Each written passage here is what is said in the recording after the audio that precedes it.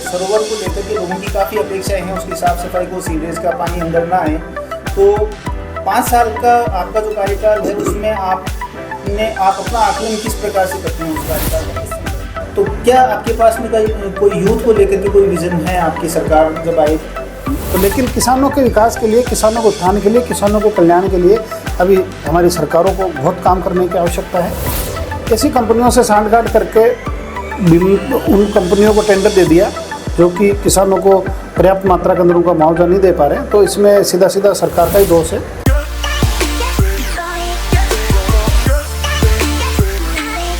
नमस्कार, आज हमारे साथ हैं पुष्कर के वर्तमान विधायक भाजपा से सुरेश जी रावत। और जैसा हमने अभी कुछ एक ग्राउंड रिपोर्ट तैयार करी थी पुष्कर की, जिसमें हमने ये जानना चाहा था कि वहाँ की राजनीतिक सरगर्मी क्या कहती है, कैसा माहौल है, लोगों की अपेक्षाएं क्या है। तो कुछ सवाल हमारे पास में आए थे, कोशिश करेंगे सर से उनका जवाब लेने की। नमस्कार सर। नमस्कार जी सर, अभी हमारी टीम जब पिछले हफ्ते पुष्कर गई थी तो हम लोगों को ये पता चला कि भाई वहाँ पे जो सरोवर है, सरोवर को लेकर के लोगों की काफ़ी अपेक्षाएं हैं, उसकी साफ़ सफाई को, सीवरेज का पानी अंदर ना आए। तो 5 साल का आपका जो कार्यकाल है उसमें आप अपना आकलन किस प्रकार से करते हैं उस कार्यकाल का इस संदर्भ में? देखिए, तीर्थराज पुष्कर जो सरोवर है और तीर्थराज पुष्कर जो ब्रह्मा जी का मंदिर है, वो आदि अनादिकाल का स्थान है। और क्योंकि आज़ाद भारत के बाद ज़्यादातर सरकारें कांग्रेस की रही, भारतीय जनता पार्टी को कम मौका मिला। अब लगातार मैं 2 बार से हूँ, तो हमने प्रयास किया कि जो धार्मिक स्थान है वो विकसित हो। जैसे कि ब्रह्मा मंदिर है, वो भी आदि अनादि सरोवर के साथ ही स्थापित हुए हैं। तो वहाँ पे ब्रह्मा मंदिर के पीछे हमने 24 करोड़ का एक एंट्री प्लाजा का प्लान बनाया और उस पर काम भी हुआ, लगभग 13 करोड़ रुपए खर्च हुए। उसके अलावा भी हमारे वहाँ पे एक बूढ़ा पुष्कर है, वो भी सतयुग की तीर्थ है। वहाँ पे देश और दुनिया के श्रद्धालु आते हैं, पूजा पाठ करते हैं, हवन इत्यादि करते हैं। तो जर्जर अवस्था में था वो। जब हमारी सरकार आई तो उसको वापस जीर्णोद्धार कराया, वहाँ फीडरों का निर्माण कराया। और इस तरह से आप देखेंगे कि एक एक करके जितने भी हमारे धार्मिक स्थान थे उनका जीर्णोद्धार करने का काम हमारे कार्यकाल में हुआ, हमारी सरकार ने किया। रही बात तीर्थराज पुष्कर के सरोवर के पानी की, तो ये पीड़ादायक विषय है और मैं स्वीकारता हूँ कि ये 2 कार्यकाल के अंदर उसको पूर्ण रूप से हम उस समस्या से समाधान निकालने में हम नाकाम रहे। और उसके पीछे भी कारण है, क्योंकि तीर्थराज पुष्कर का जो सरोवर है वो एक कुंडनुमा है। चारों तरफ के जो पहाड़ है उसका पानी, सीधा पानी वहीं आता है। और इसके लिए एक वृहद योजना बना के बड़े प्लान, बड़े पैसों की आवश्यकता थी। पिछली बार 4 करोड़ रुपए की राशि हमने स्वीकृत कराई, लेकिन सरकार चेंज हुई, उस कारण से वो काम हो नहीं पाया। वो एक शुरुआती दौर था कि 4 करोड़ रुपए स्वीकृत करके उसके बाद में और जैसे जैसे आवश्यकता पड़ती वैसे वैसे हम स्वीकृत कराते। अभी केंद्र सरकार को भी हमने कई बार लिखा है, दिल्ली भी मैं गया 3-4 बार। अभी देश के यशस्वी प्रधानमंत्री जी नरेंद्र भाई मोदी जी पुष्कर आए थे, तब भी हमने डिमांड करी थी। और केंद्र सरकार ने, जो अर्जुन जी मेघवाल है सांस्कृतिक मंत्री जी, उन्होंने लगभग 100-125 करोड़ की योजना के लिए उन्होंने आश्वासन भी दिया है, योजना के अंदर भी है। तो निश्चित रूप से अब क्योंकि समय नज़दीक आ रहा है, हमारी भारतीय जनता पार्टी की सरकार निश्चित रूप से बनेगी, तो ये काम प्राथमिकता से हम करेंगे। क्योंकि पुष्कर के बाकी काम तो काफ़ी, जैसी रोडें हैं, नालियाँ है, घाटों का जीर्णोद्धार है और जो प्रमुख मार्ग है उनको हम ठीक कराने का हमने काम किया। और अब जैसे ही हमारी सरकार आएगी तो पहले दिन से ही प्राथमिकता आधार पे ये जो सरोवर में गंदा पानी जा रहा है उसको हम जड़ से ख़त्म करेंगे, उस समस्या को। तो रूपनगढ़ एक ऐतिहासिक और सांस्कृतिक खास तौर से, क्योंकि यहाँ पे आप देखिए तो महाकाव्यों की रचना भी यहाँ हुई है। तो यहाँ से एक शैली का उद्भव हुआ है। बहुत बड़ी बात है कि लोग तो कहते हैं कि भाई वहाँ पे बहुत बड़ा कलाकार है, यहाँ पे एक कला का एक टाइप ऑफ आर्ट जो है वो यहाँ से विकसित हुआ है। तो ऐसी एक जगह भी आपके विधानसभा क्षेत्र में आती है, इसके बारे में आपके? देखिए, निश्चित रूप से ये कि देवयोगी कहेंगे कि तीर्थराज पुष्कर की जो विधानसभा है, एक तरफ तीर्थराज पुष्कर ब्रह्मा जी स्वयं विराजमान है, दूसरी तरफ हमारा ऐतिहासिक जो रूपनगढ़ की नगरी है वो यहाँ बसी हुई है। दूसरा, इसके अंदर आप देखोगे कि तीर्थराज पुष्कर का जो सरोवर है उसके आसपास हमारे गन्ने की खेती होती है। पहले बहुत बड़ी मात्रा में होती थी, अब पानी की वजह से थोड़ी कम हुई है। और रूपनगढ़ के बगल के अंदर जो नावा का एरिया खाड़ा है वह नमक होता है, यानी कि पुष्कर विधानसभा के अंदर आपको गन्ना भी मिलेगा तो नमक भी मिलेगा। तो एक ये ब्रह्मा जी की कृपा ही है। रही बात रूपनगढ़ की, तो रूपनगढ़ निश्चित रूप से ऐतिहासिक नगरी है। कई ऐतिहासिक तथ्य ऐसे देखने को मिलते हैं जो ये सिद्ध करते हैं कि रूपनगढ़ का अपना एक आदि अनादिकाल से एक बड़ा महत्व था और बनी ठणीर ये सब हमारे रूपनगढ़ की मूल अवधारणा से यहीं से जुड़े हुए हों। इसके अलावा भी हमने जब रूपनगढ़ के पुराने ऐतिहासिक स्वरूप को निखारने के लिए इसकी महत्ता बनी रहे, इसके लिए हमने बहुत प्रयास किए। यहाँ पे लगभग 150 करोड़ रुपए से मेगा फूड पार्क है, उसको स्थापित करने में हमने खूब मदद करी।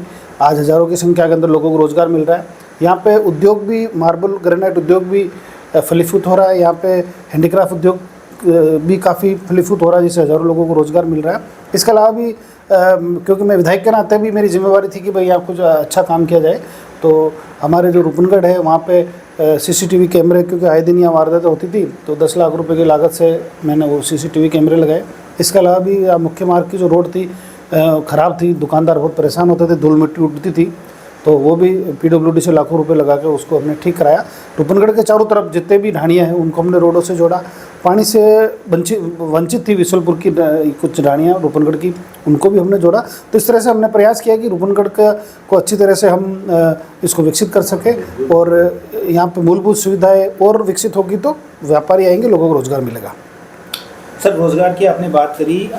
जो यूथ है वर्तमान में वो काफ़ी, जिसे बोलते हैं कि दिग्भ्रमित सा है, क्योंकि एक तरफ देखा जाए तो उसको मोबाइल की वजह से ऐसा आभास होता है कि उसके पास में हज़ारों विकल्प हैं काम करने के लिए, लेकिन दूसरी तरफ इसी मोबाइल ने उसका फोकस छीन लिया है, तो वो कोई भी काम टिक करके समझ करके करता नहीं है, स्किलफुल नहीं हो पा रहा है।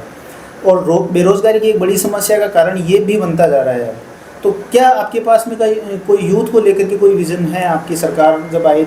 देखिए ऐसा है कि कोई भी सुविधा आती है तो वो दुविधा भी लाती है। मोबाइल सुविधाजनक है तो ये हानिकारक भी है, और इसमें कहने में मुझे कोई शर्म नहीं है कि आजकल के जो यूथ है वो मोबाइल से दिग्भ्रमित हो रहे हैं और अधिकांश समय जो उनको पढ़ाई में और बाकी चीज़ों में लगाना चाहिए, अपने भविष्य को निखारने में लगाना चाहिए, वो सब मोबाइलों के अंदर अपना टाइम वेस्ट कर रहे हैं। तो लेकिन हम प्रयास करेंगे कि हमारी सरकार आएगी, केंद्र सरकार भी प्रयास कर रही है कि वहाँ पे एक हमारे जो कोऑपरेटिव सेक्टर है उसका अलग डिपार्टमेंट भारत सरकार ने पहली बार बनाया, और अब केंद्र सरकार ये प्रयास कर रही है, क्योंकि मैं भी कोऑपरेटिव सेक्टर से जुड़ा हूँ, एक गेगल जीएसएस उसका अध्यक्ष हूँ। तो धीरे धीरे ग्राम व्यवस्था को मजबूत करने के लिए, लोगों को रोज़गार मिले, इसके लिए हमारे जो ग्राम सहकार समितियाँ हैं उसको मजबूत करने के लिए केंद्र सरकार बहुत सारी योजनाएं बना रही है। और आने वाले समय में जैसे कि आप चाइना के अंदर देखोगे कि गांव के अंदर छोटे छोटे लघु कुटीर उद्योग जुड़े हुए हैं, जिससे स्थानीय लोगों को रोज़गार मिले। तो निश्चित रूप से हमारा भी ये प्रयास है कि हमारे विधानसभा के अंदर स्पेशली, क्योंकि यहाँ के हम विधायक हैं, तो यहाँ पे कुछ सहकार समितियों के अंदर ऐसे लघु उद्योग, कुटीर उद्योग जैसे उद्योग स्थापित हो, हैंडलूम जैसे, जिससे कि लोगों को ज़्यादा से ज़्यादा, यूथ को ज़्यादा से ज़्यादा रोज़गार मिले। सर, जाते जाते एक सवाल किसान के संदर्भ में, हमने एक किसान की आवाज़ करके एक श्रृंखला पे काम किया है, और पिछले आप देखें तो 3-4 महीने में इस फसल के साथ में क्या हुआ, बाजरे की जो खास तौर से अभी हम देख रहे हैं, तो जब बारिश की जरूरत थी तब बिल्कुल ही हुई नहीं और 80-90% फसल खराब हो गई। और जब उसकी कटाई का समय आया तब 3 दिन की एक ऐसी बारिश आई कि जिसने अब वो चारा भी जैसे किसानों के लिए छोड़ा नहीं है।